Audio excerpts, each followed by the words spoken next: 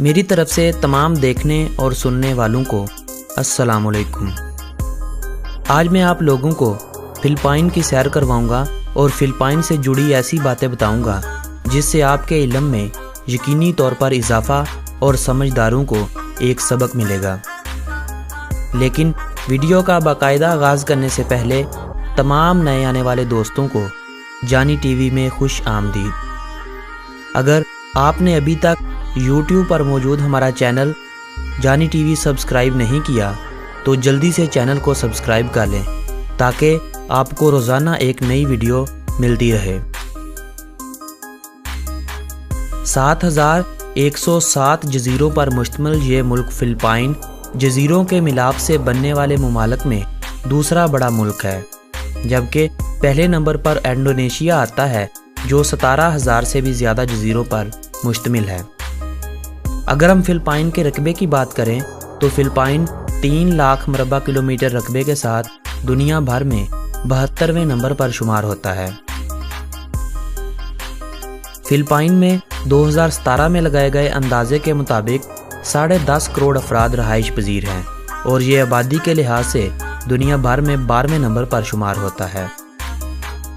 Philippines کی 92% آبادی Christian ہے۔ دوسرا بڑا مذہب یہاں اسلام ہے جو فلپائن کی آبادی کا تقریباً 6% کے قریب ہے۔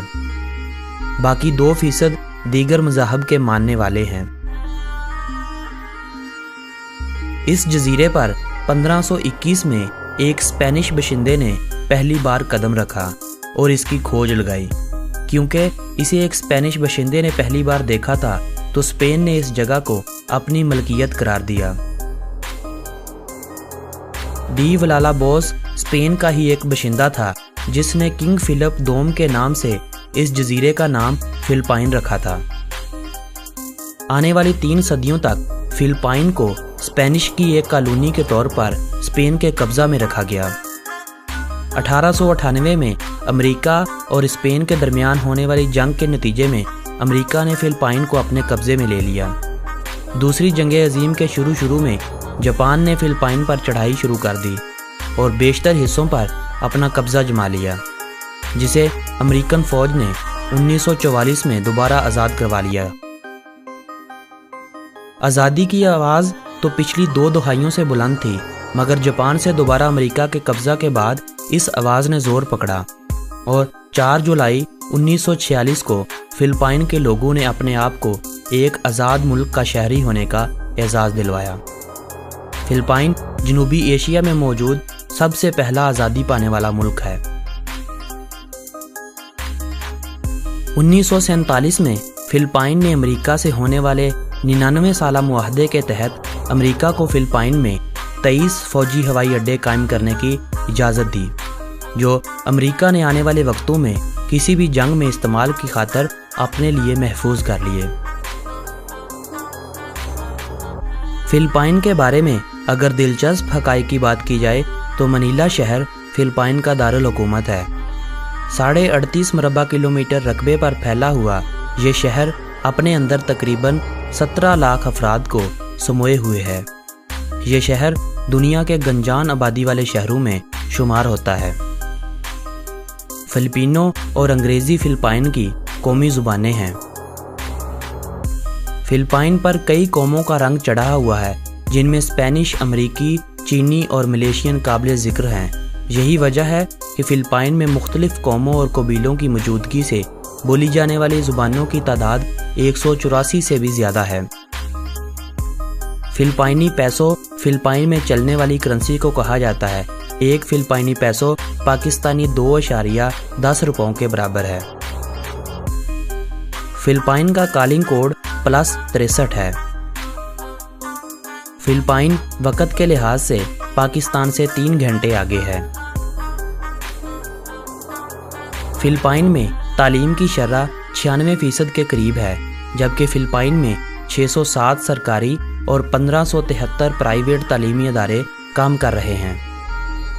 فلپائن میں بچے کو 6 سال کی عمر میں اسکول بھیجا جاتا ہے۔ مسلمانوں، چینیوں اور کرسچن کے تمام مذہبی تہوار پر فلپائن کے اسکولوں میں چھٹی ہوتی ہے۔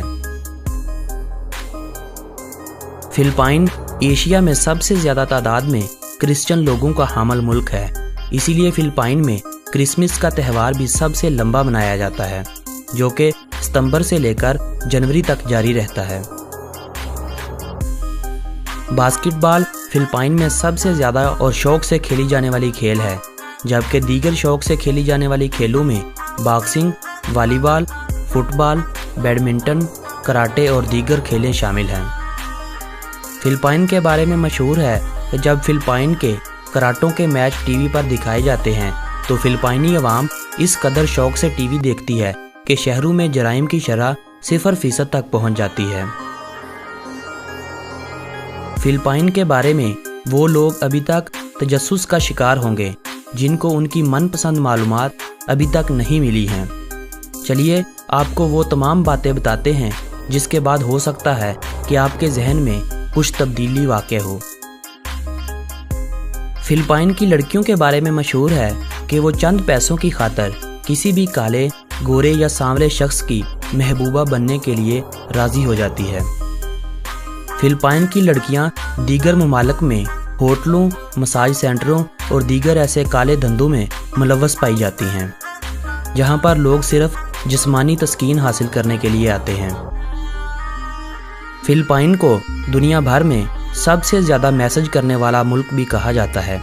एक दिन में तकरीबन 450 मिलियन SMS फिलिपाइन से दीगर ममालिक को भेजे जाते हैं, जिनमें सबसे ज़्यादा SMS मसूल करने वाले ममालिक में यूरोपियन और US कंट्रीज़ शामिल हैं, लेकिन एक तादाद पाकिस्तान, बांग्लादेश और दीगर एशियाई ममालिक को भी भेजी जाती है।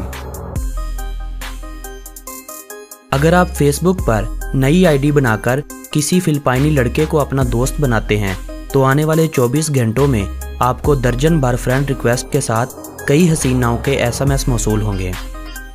कुछ ही लम्हों में दोस्ती होने के बाद आपको आपकी नई बनने वाली महबूबा की तरफ से उसकी मुस्कुराती हुई तस्वीर या एक अदद कॉल मौसूल होगी, जो किसी भी मनचले को बहकाने के लिए काफ़ी होती है।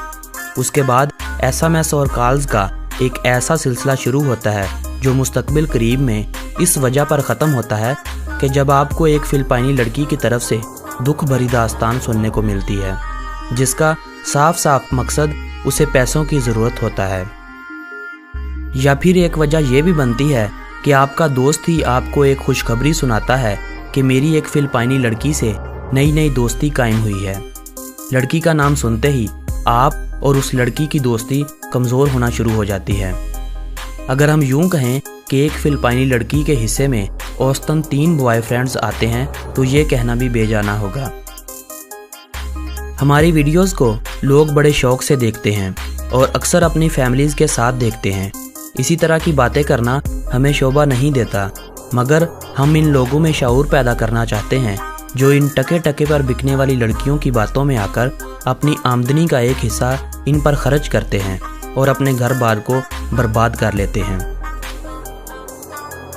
अपना वक्त ज़ाया किए फिलिपाइन के बारे में कुछ मज़ीद जानते हैं। फिलिपाइन दुनिया में मौजूद एक ऐसा मुल्क है जिसके झंडे में आपको नीला रंग ऊपर देखने को मिलेगा, लेकिन जंग के दौरान नीले रंग को नीचे कर दिया जाता है और सुर्ख रंग को ऊपर कर दिया जाता है। फिलिपाइन में नई नस्ल के जानवरों की तादाद दूसरे ममालिक से ज़्यादा पाई जाती है। दुनिया का सबसे छोटा हरन 40 से 45 सेंटीमीटर की जिसामत रखने वाला ये जानवर भी फिलिपाइन में ही पाया जाता है। जहां पर दीगर ममालिक से ताल्लुक़ रखने वाले अफराद फिलिपाइन की शहरियत के तलबगार नज़र आते हैं, वहीं पर फिलिपाइन की नौजवान नस्ल यूरोपीय ममालिक की तरफ रुख किए हुए है। तकरीबन 1 करोड़ 20 लाख से ज़्यादा फिलिपाइनी लड़के और लड़कियां दीगर ममालिक में काम के सिलसिले में गए हुए हैं। फिलिपाइन की शहरियत के मुतालिक आपको बता दूं कि फिलिपाइन में शहरियत गैर शादीशुदा अफराद को 10 साल फिलिपाइन में रहाइश रखने के बाद हासिल होती है। इसके लिए भी 2 शराइत का होना लाजिम है। नंबर 1, आपकी उम्र 21 साल से ज़्यादा हो। नंबर 2, आपके पास फिलिपाइनी 5 से 10 हज़ार या इनसे ज़्यादा रकम या उसके मतवाजी कोई प्रॉपर्टी हो। अगर आप फिलिपाइन में जाकर शादी करते हैं तो ये अरसा 10 साल से कम होकर 5 سال تک آ جاتا ہے۔ فلپائن کی شہریت سے پہلے آپ سے یہ عہد بھی لیا جاتا ہے کہ آپ فلپائن کے علاوہ اپنے پہلے دیش کی شہریت کو ترک کر دیں گے۔ فلپائن کو اگر ہم نقشے پر دیکھیں تو فلپائن کے مشرق میں فلپائن سی، مغرب میں ساؤتھ چائنا سی، شمال میں تائیوان اور جزیرہ بورنیو، جبکہ جنوب میں سیلیبس سی موجود ہے۔ فلپائن کی نرسیں دنیا بھر کے ہاسپٹلز میں اپنے فرائض سر انجام دے رہی ہیں۔ پوری دنیا کی نرسوں میں 25% تعداد فلپائن کی نرسوں کی ہے۔ دنیا کے 10 بڑے شاپنگ مالز میں سے 3 بڑے شاپنگ مالز فلپائن میں ہی موجود ہیں۔ ایک اندازے کے مطابق فلپائن کی 26% آبادی شدید غربت کا شکار ہے۔ یہ وہ علاقے ہیں جن میں زیادہ تعداد مسلمانوں کی پائی جاتی ہے۔ ان لوگوں کا پچھلے سالوں سے احتجاج جاری ہے کہ انہیں آزادی دی جائے۔ اسی وجہ کے پیش نظر ان علاقوں میں نہ تو زیادہ ترقیاتی کام ہوئے ہیں اور نہ ہی ان علاقوں میں تعلیم کی اعلیٰ سہولیات میسر ہیں کہ وہاں کے لوگ پڑھ لکھ کر اس قابل ہو سکیں کہ اپنے جزیروں کو سنوار سکیں۔ دنیا میں سب سے زیادہ کوکونٹ کی پیداوار فلپائن میں ہی ہوتی ہے۔ فلپائن اپنی آمدنی کا ایک بڑا حصہ کوکونٹ کی ایکسپورٹ سے حاصل کرتا ہے۔ دنیا کے کسی بھی ملک کی نسبت فلپائن میں طوفان زیادہ آتے ہیں، مگر اس کے باوجود فلپائن قدرتی ذخائر سے مالا مال ہے۔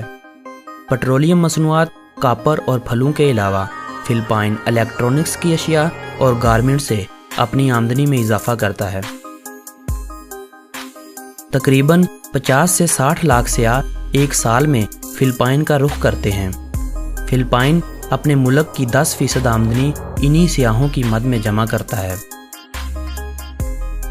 فلپائن سے ہر سال 3 لاکھ سے زائد لڑکیوں کو، جن کی عمر 15 سے 20 سال ہوتی ہے یا بعض 11 سال کی بھی ہوتی ہیں، ان کو سمگل کیا جاتا ہے اور پھر دوسرے ممالک میں ٹھیکیدار ان سے غلط کام کی مد میں ہزاروں ڈالر کماتے ہیں۔ باز فلپائن کا قومی پرندہ ہے۔ فلپائن کے اس قومی پرندے کی تعداد اب کم ہو کر صرف 500 کے قریب رہ گئی ہے۔ پاکستان کی طرح چنبیلی کا پھول بھی فلپائن کا قومی پھول ہے۔ کوبرا سانپوں کی ایک بڑی تعداد انڈونیشیا کی طرح فلپائن میں بھی پائی جاتی ہے۔ دوسری جنگ عظیم میں استعمال ہونے والی امریکی فوج کی جیپیں جو آزادی کے بعد وہ یہیں چھوڑ گئے تھے، آج بھی مسافروں کو اٹھانے کے لیے استعمال ہوتی ہیں۔ کیرابا یہاں کا قومی جانور ہے جسے ہم بھینس کہتے ہیں۔ فلپائن میں اسے کھیتی باڑی اور بیل گاڑی کے طور پر استعمال کیا جاتا ہے۔ دوستو، یہ تھی فلپائن کے بارے میں دلچسپ معلومات پر مبنی ایک تفصیلی ویڈیو۔ اگر اس ویڈیو سے آپ لوگوں کے علم میں اضافہ ہوا ہو تو اس ویڈیو کو اپنے دوستوں کے ساتھ واٹس ایپ اور فیس بک پر ضرور شیئر کریں تاکہ وہ لوگ بھی ان معلومات سے فائدہ اٹھا سکیں، اور میری حوصلہ افزائی کے لیے لائک کا بٹن بھی پریس کر دیں تاکہ میں کل ایک نئی ویڈیو کے ساتھ آپ سے ملاقات کروں۔ تب تک کے لیے مجھے دے اجازت۔ اللہ نگہبان۔